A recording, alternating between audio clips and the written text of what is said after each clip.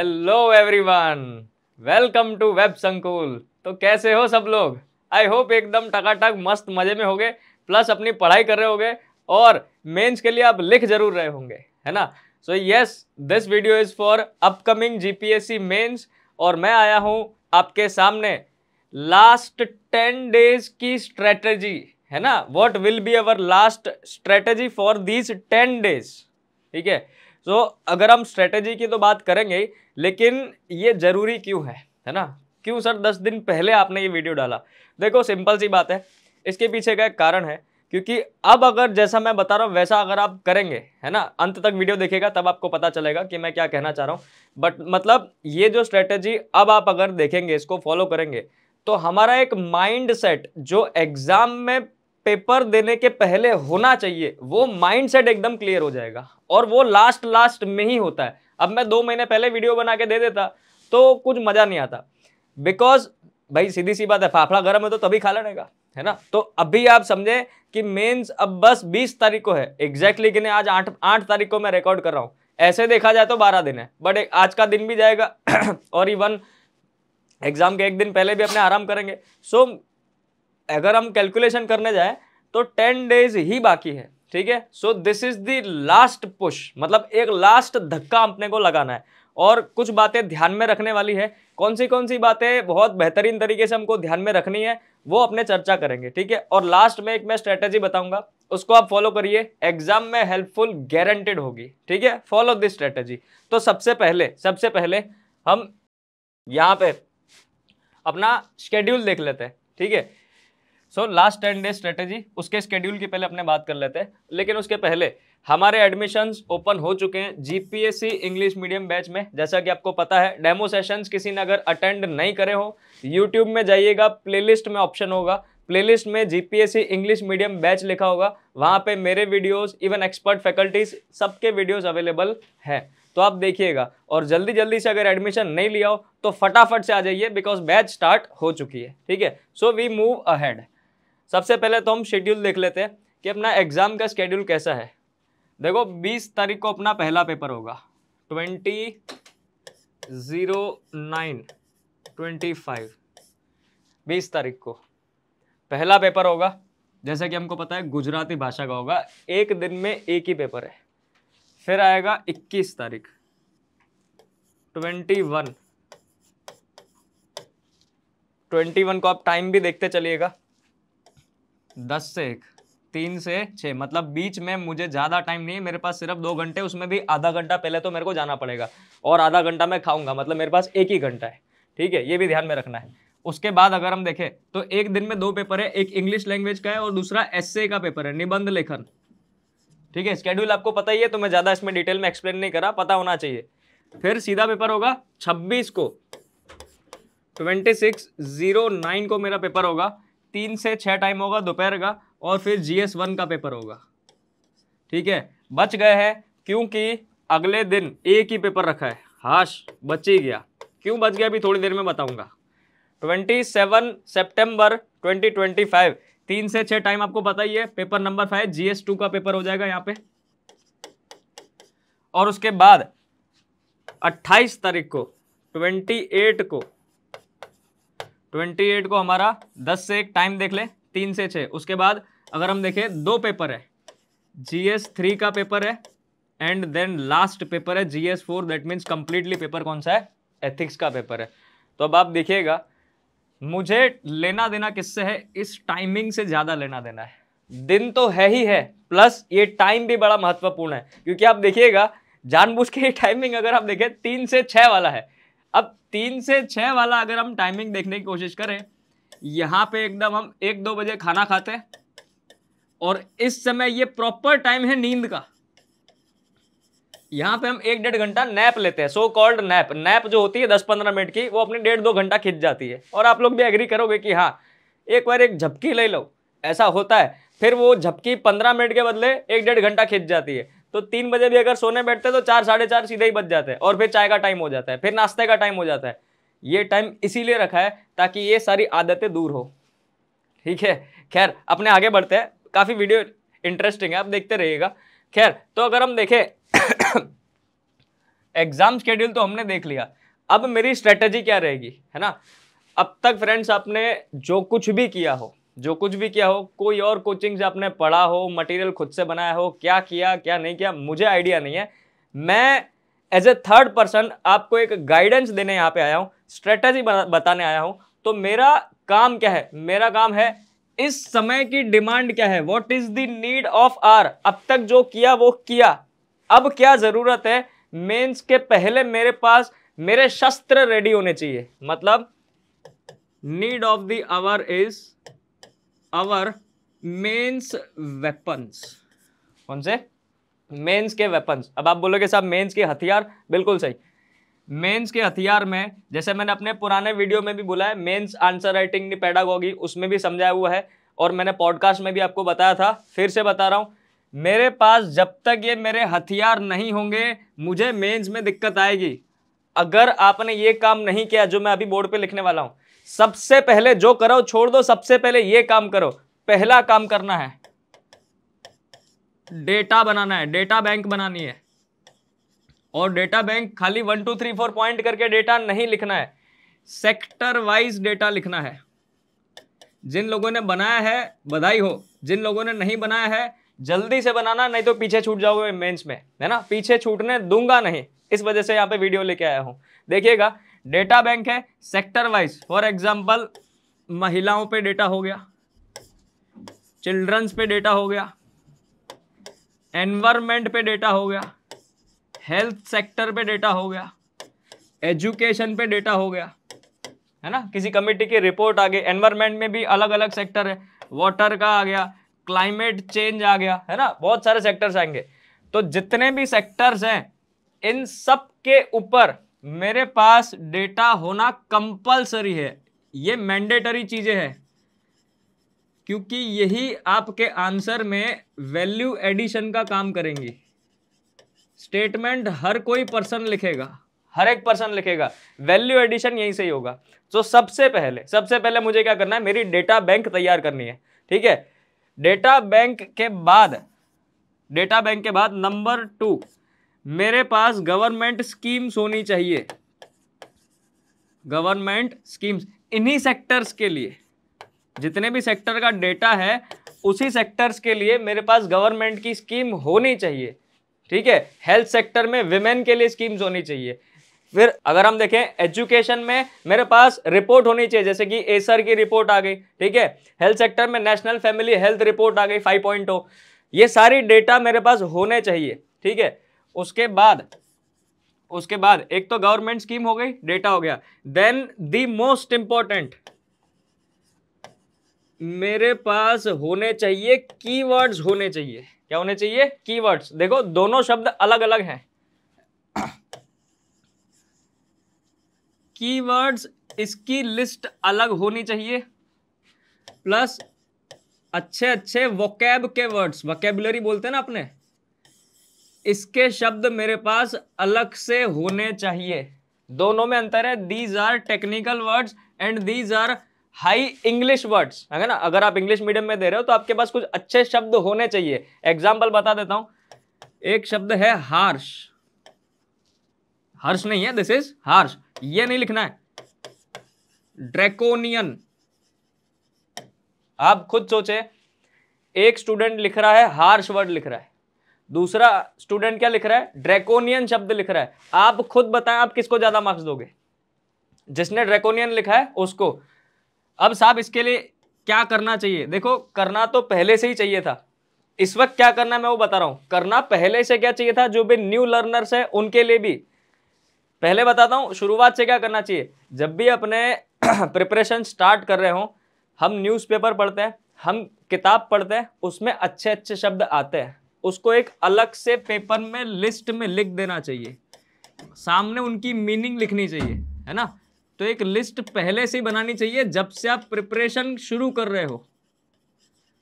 लेकिन अब तो 15 दिन नहीं, 10 दिन बाद तो मेंस है। तो अगर आप ध्यान से देखें, इस वक्त अगर नहीं किया है कोई बात नहीं, एक पेपर उठाओ, जितने भी बढ़िया बढ़िया वर्ड्स जहां से भी मिल रहे हैं, न्यूज़पेपर अभी आप पढ़ोगे नहीं, किताब में से मिल रहे हैं, ठीक है, रिवीजन करते हुए मिल रहे हैं, या कहीं पे आप मान लो क्रिकेट की न्यूज़ देख रहे हो, वैसे भी एशिया कप शुरू होने वाला है तो उसमें भी अच्छे अच्छे वर्ड्स आ जाते हैं। जहां जहां से भी अच्छे अच्छे वर्ड्स मिले, यू मेक द लिस्ट, सामने उनका मीनिंग जरूर लिखना है, क्योंकि मीनिंग नहीं लिखोगे तो उसका इस्तेमाल नहीं कर पाओगे। फिर बैठना है, शांति से सोचना है कि अच्छा ये वर्ड है, मैं इसके बदले ये वर्ड यूज करूंगा अब, और वो फिर प्रैक्टिस में लेके आना। जब भी आप पेपर लिखेंगे, पेपर कैसे लिखना है, क्या लिखना है, थोड़ी देर में चर्चा करते हैं। हो गया वोकेबुलरी के वर्ड्स। कीवर्ड्स जैसे कि गवर्नेंस में आप पढ़ते हो, अकाउंटेबिलिटी पढ़ते हो, ये सारे एकदम नॉर्मल कीवर्ड्स है, सिर्फ समझाने के लिए मैं बोल रहा हूँ।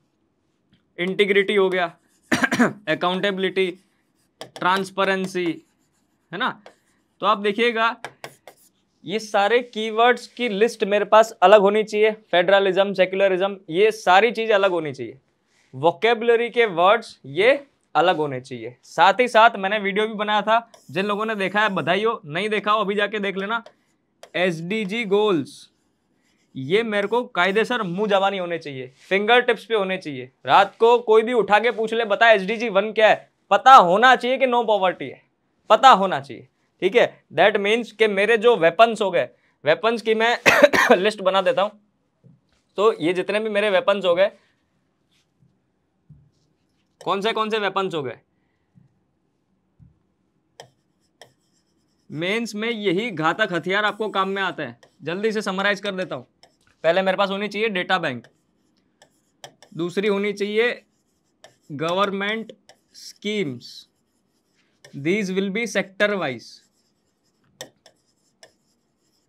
हो गया ये काम। उसके बाद नंबर 3 मेरे पास होने चाहिए SDG गोल।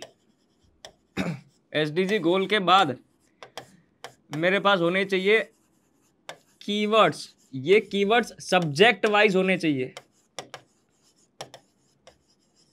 पॉलिटी के लिए अलग वर्ड्स आते हैं, एथिक्स के लिए अलग वर्ड्स आते हैं, हिस्ट्री के लिए अलग आते हैं, ज्योग्राफी के लिए अलग आते हैं, ठीक है। तो ये सारे कीवर्ड्स मेरे पास होने चाहिए before writing the mains answer.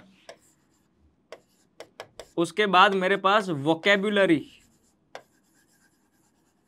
Vocabulary के अच्छे खासे वर्ड्स मेरे पास तैयार होने चाहिए। These are the weapons, these are the weapons for mains.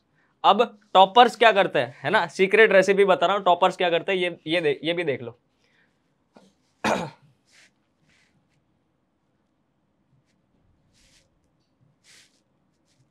ये कोई नहीं बताएगा, ठीक है, टॉप सीक्रेट, टॉप सीक्रेट, ध्यान से सुनो। हर एक थीम के लिए, हर एक थीम के लिए मेरे पास इंट्रोडक्शन एंड उसका कंक्लूजन, मेरे पास इंट्रोडक्शन एंड दूसरा उसका कंक्लूजन, साथ ही साथ उसके डायग्राम्स। कोई भी थीम मतलब टॉपिक, UPSC इवन GPSC कौन से वो टॉपिक्स है जहां से क्वेश्चन उठाती है। For example Sangam age, introduction मेरे पास पहले से ही होना चाहिए, प्रिपेयर्ड इंट्रोडक्शन, रटा हुआ इंट्रोडक्शन। एग्जाम में सोचने का टाइम अब नहीं है, पहले था, क्योंकि नंबर ऑफ पेजेस आपको 30 लिखने थे, अब लिखने हैं 35, अब वो सोचने का टाइम गया, ठीक है। सो पहले से इंट्रोडक्शन पता होना चाहिए, कंक्लूजन फिक्स होना चाहिए, मुझे कौन सा डायग्राम करना है ये भी टॉपर्स लोग फिक्स करके रखते हैं। For example Indus valley civilization, तो जितने भी टॉपर्स है इंट्रोडक्शन कंक्लूजन फिक्स कर देते हैं, डायग्राम भी फिक्स कर देते हैं कि हाँ भाई मेरे को ऐसा इंडिया बनाना है, उसमें चार कॉर्नर बता देनी है, मुझे पता है ये मांडा है, सुक्ता गैंडोर है, उसके बाद दाइमाबाद है, आलमगीरपुर है, बीच में लिख देगा IVC, हो गया। कुछ टॉपर्स लोग इसका एरिया भी लिख देते हैं, हाँ जी 12.1 lakh square kilometer. Representation, this is called as representation. ये अगर हो सके तो फिक्स कर लो, वैसे इसमें बहुत मेहनत लगेगी, है ना। जब आप प्रिपरेशन करते हो उस टाइम पे ये करना चाहिए, लास्ट मोमेंट पे कुछ नहीं होगा। अभी ये बनाने जाओगे फंस जाओगे, अभी इसके लिए मैं रिकमेंड नहीं कर रहा हूं। बट अगर आपके पास पहले से ही बना हुआ है, so you revise it properly, you revise it properly. अगर नहीं बना है, किसी बहुत ही हाईलाइटेड टॉपिक है, उसके ऊपर आप इंट्रोडक्शन और कंक्लूजन और डायग्राम्स फिक्स कर सकते हो अभी से ही, है ना। बट आई कैन नॉट से कि आप हर एक सिलेबस के टॉपिक पे ही प्रिपेयर करो, अभी वो टाइम नहीं है। वो मेंस की जब प्रिपरेशन करते हैं शुरुआत से ही करना पड़ता है, ठीक है। खैर आप बैच में आइए तब मैं आपको और डिटेल में बताऊंगा। फिलहाल मेरा काम क्या है, मेरा काम एकदम सिंपल है कि मुझे मेरे की फोकस एरिया में मेरे पास पहले तो ये शस्त्र रेडी हो जाने चाहिए। उसके बाद अगर मेरे पास टाइम है, अगर मेरे पास टाइम है, देन ये थीम वाला पॉइंट मैं पकड़ूंगा। थीम मतलब कौन से टॉपिक से क्वेश्चंस आते हैं, कौन से टॉपिक से क्वेश्चन आते हैं, ठीक है। तो उसके ऊपर इंट्रोडक्शन, कंक्लूजन, डायग्राम, ये सब कुछ फिक्स हो जाना चाहिए। इवन बॉडी में भी उसके टॉपर्स लोग की पॉइंटर्स पहले से ही शॉर्ट में बना के रखते हैं, ठीक है। तो एग्जाम में सीधा जाके छापने का है ना, ये काम होना चाहिए वैसे। चलो आगे बढ़ते हैं। सो मेरे पास इतना मुझे पता चल चुका है कि ये सारी चीजें मेरे पास होनी चाहिए बिफोर स्टार्टिंग मेंस आंसर, ठीक है। अब द मोमेंट मेरे पास ये सारी चीजें आ गई, अब मैं क्या करूंगा, की फोकस एरिया पे ध्यान देना है। नीड ऑफ द आवर की बात खत्म हो गई। की फोकस एरिया कौन से we are going to write mains. देखो जीएस सभी का कॉमन रहेगा। जीएस में सब लोग हिस्ट्री, कल्चर, जियोग्राफी, इकोनॉमी, ये सब लोग पढ़ के आएंगे। सबका ऑलमोस्ट, अगर सही से पढ़ा हुआ है तो ऑलमोस्ट कंटेंट 90% तो सेम ही होता है। दारोमदार इस वजह से 10% जो वेरिएशन आता है, वो जो मैंने बताया टॉपिक्स, वो जो वेपन्स है वो चेंज कर देते हैं। रिप्रेजेंटेशन, किस तरीके से हम पेपर को लिखते हैं, वो गेम चेंजिंग हो जाता है, क्योंकि कंटेंट तो सेम ही है। भाई इंडस वैली सिविलाइजेशन पे क्वेश्चन आएगा तो हाउसिंग पैटर्न सभी लिखेंगे, ग्रिड पैटर्न सभी लोग लिखेंगे। That change is how you represent. कौन सी डायग्राम्स आपने इस्तेमाल करे हैं, कौन से ऐसे कीवर्ड्स इस्तेमाल करे हैं, कौन सा डेटा, कौन सा आपने ईयर कितना अच्छे से हाईलाइट किया है, वो चीजें डिफरेंस क्रिएट करती है, ठीक है। तो जीएस ऑलमोस्ट सेम रहेगा। गेम चेंजिंग कौन सा है मेंस में? गेम चेंजर सबसे पहले आधे लोग यहीं बाहर आ जाएंगे, इंग्लिश लैंग्वेज में एंड इवन गुजराती लैंग्वेज में। भले ही क्वालिफाइंग है, अब लोग इसको क्या लेने लगेंगे, लाइटली। पंचोतेरथ लावाना है ना, मैं बता रहा हूं कितने सारे लोग उसमें भी बाहर हो जाएंगे। सो सबसे पहला, आप लोग के साथ ऐसा ना हो, सबसे पहला गेम चेंजर में मेरा पेपर आएगा कौन सा, लैंग्वेज पेपर। इसमें भी मुझे फोकस करना है जहां से मुझे ज्यादा आउटपुट मिलता है, ज्यादा मार्क्स मिलते हैं। फॉर एग्जाम्पल फॉर्मेट, पत्र लेखन है, चर्चा पत्र है, ये सारे जितने भी फॉर्मेट है, प्रेसी राइटिंग है, गद्य समीक्षा है, कॉम्प्रिहेंशन है, ट्रांसलेशन है, इसमें मेरे को ज्यादा फोकस करना है। मुझे नहीं पता एस्से का कौन सा टॉपिक आ जाएगा, बट मुझे ये पता है कि ये जितने भी चर्चा पत्र है, पत्र लेखन है, अहवाल है, उसमें मेरा फॉर्मेट में गड़बड़ नहीं होनी चाहिए, क्योंकि फॉर्मेट में गड़बड़ होगी तो मार्क्स कटते हैं, ये कटने नहीं देना है।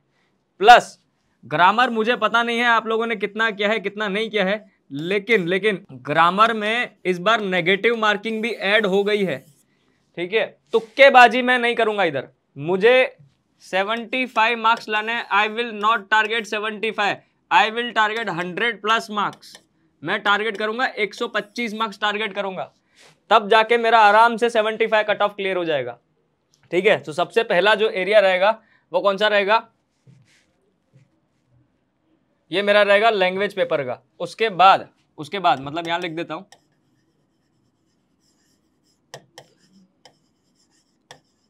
सबसे पहला मेरा फोकस एरिया लैंग्वेज पेपर का। देन नंबर 2, अब जीएस में भी जो न्यू सब्जेक्ट्स ऐड हुए हैं, न्यूली एडेड सब्जेक्ट,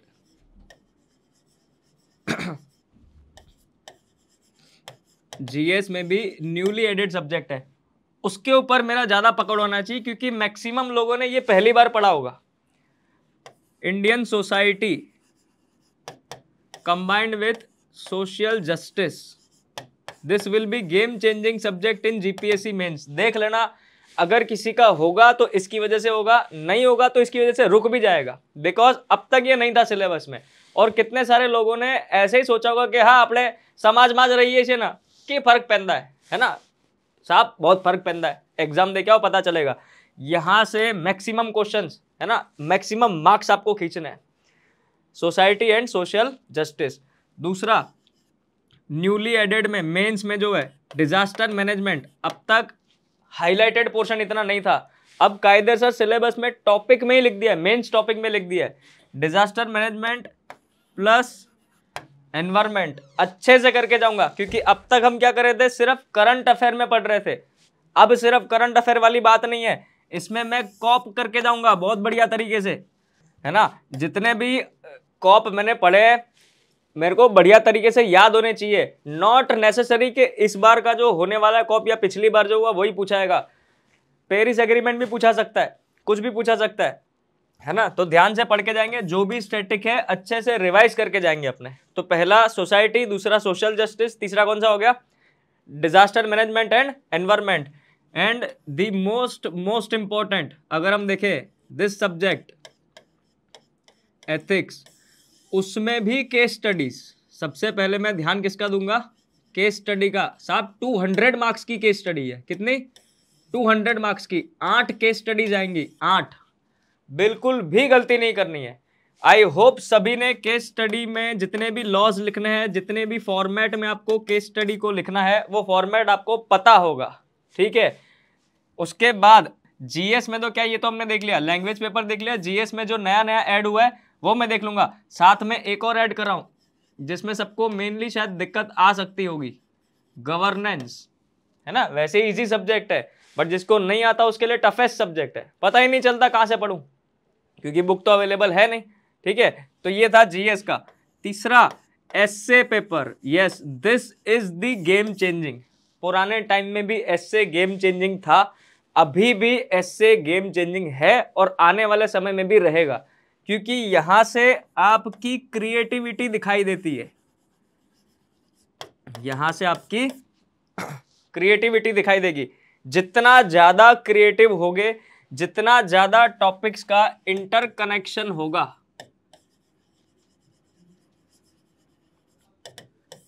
जितना ज्यादा डायमेंशंस में आप लिख पाएंगे, उसमें एस्से में उतने ही ज्यादा मार्क्स मिलेंगे, ठीक है। सिर्फ मैक्सिमम लोग क्या करते हैं, स्टोरी पे फोकस करते हैं। साहब स्टोरी लिखो, कोई दिक्कत नहीं है, अब तो 2 ही ऐसे हो गए। आप स्टोरी लिखें, एनेक्डोट लिखें, जो लिखना हो लिखें, बट सिर्फ स्टोरी पे सीमित ना रह जाए।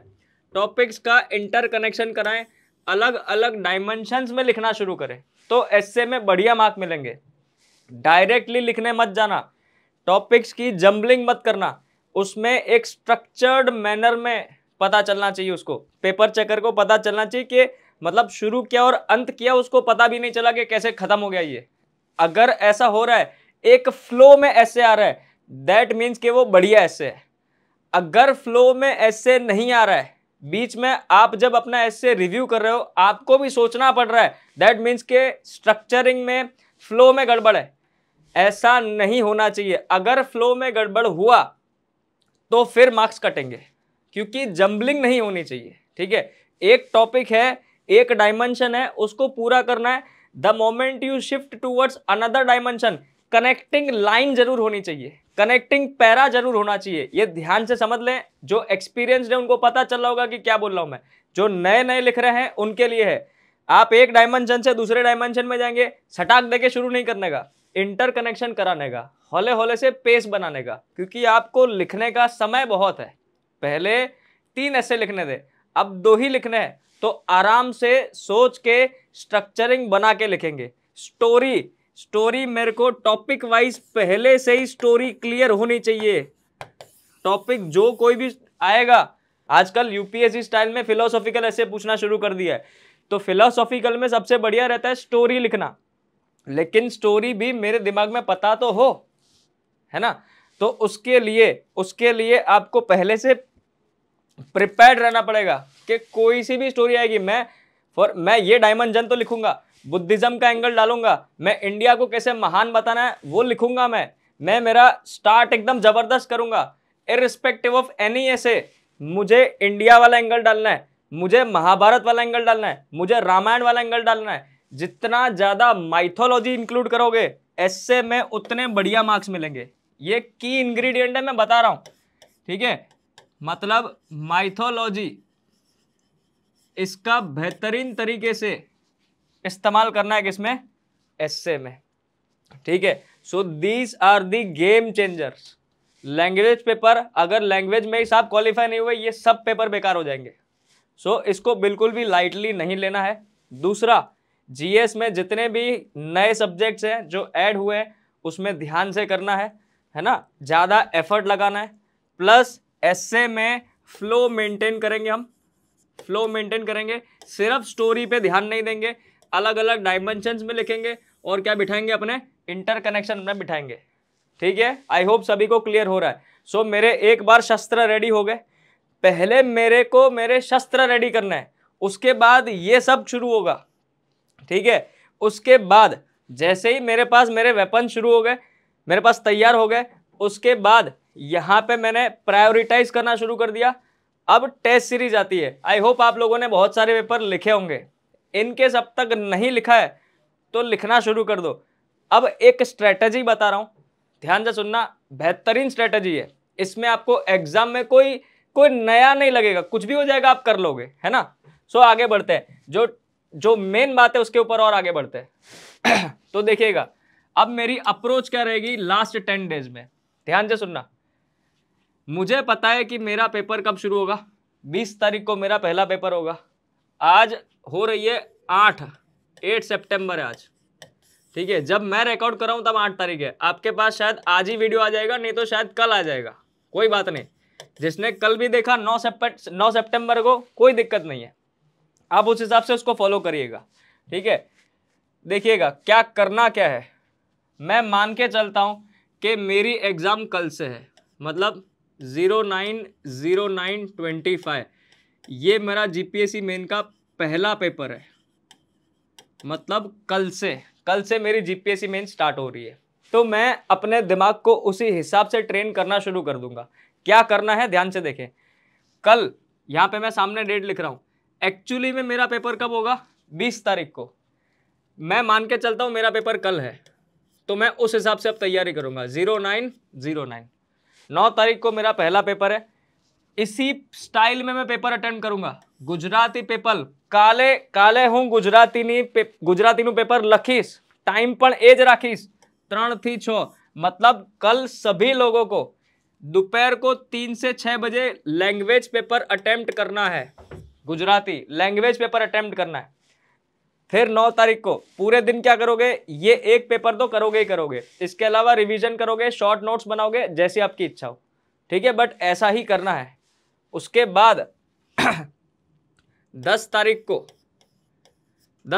को 21 को पेपर है मेरा, कोई बात नहीं, मैं 10 को मान लेता हूं। 10 तारीख को मेरा इंग्लिश का पेपर है, ठीक है। और देख लो एक दिन में 2 पेपर है, तो ध्यान से देख लेंगे। यहां पे 10 बजे चुपचाप अपने को क्या लेने का, इंग्लिश का पेपर उठा लेने का, लिखना शुरू कर लेने का। उसके बाद 3 से 6 विदिन 2 आवर्स टाइम बिल्कुल फॉलो करेंगे अपने। एस्से का पेपर भी इसी टाइम पे लिख देंगे। मतलब 10 तारीख को मैं कितने पेपर लिखूंगा, 2 पेपर। यहां से कुछ समझ में आ रहा है ना। जो न्यू लर्नर्स है वो भी जरा ध्यान दे, एक दिन में कितने पेपर है, 2 पेपर है। मतलब साहब 6 घंटे तो मुझे लिखना है। 6 hours I need to write. आप 6 घंटे लिख के देखिएगा, पीठ है ना, ये पीठ ये सीधी हो जाएगी, ठीक, एक ही दिन में, ठीक है। लिख ही नहीं पाओगे। अगर एक्सपीरियंस नहीं है एक दिन में 2 पेपर लिखने का, नहीं लिख पाओगे। उसके लिए मैं स्ट्रेटेजी लेके आया हूं कि 21 तारीख को ये दिक्कत ना आए। 6 घंटे तो साहब लिखना है, इतना तो हम पढ़ते नहीं है, ठीक है। जो लोग नहीं पढ़ते उनको अच्छे से पता है कि मैं सही कह रहा हूं।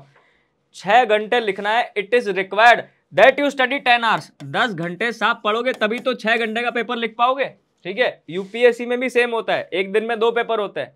तो जितने भी टॉपर्स है एक दिन में 2 पेपर नहीं लिखते, 3 पेपर लिखते हैं। मतलब दे राइट फॉर 9 आवर्स। पढ़ना रिवीजन करना ये बात अलग है, पेपर को रिव्यू करना वो अलग बात है, फिर वो 12 घंटे चला जाता है। बट ठीक है, 6 घंटे लिखना है तो 9 से 10 घंटे तो रोज पढ़ाई होनी चाहिए। इट इज रिक्वायर्ड, है ना। खैर, तो 10 तारीख को मेरे को 2 पेपर लिखना है। कल 9 तारीख को मुझे एक पेपर लिखना है, टाइमिंग यही फॉलो होगा जो जीपीएससी ने दिया हुआ है, ठीक है। उसके बाद 11 तारीख को, 11 सितंबर को बच गए, एक ही पेपर है, GS1 में लिखूंगा। क्यों बच गए?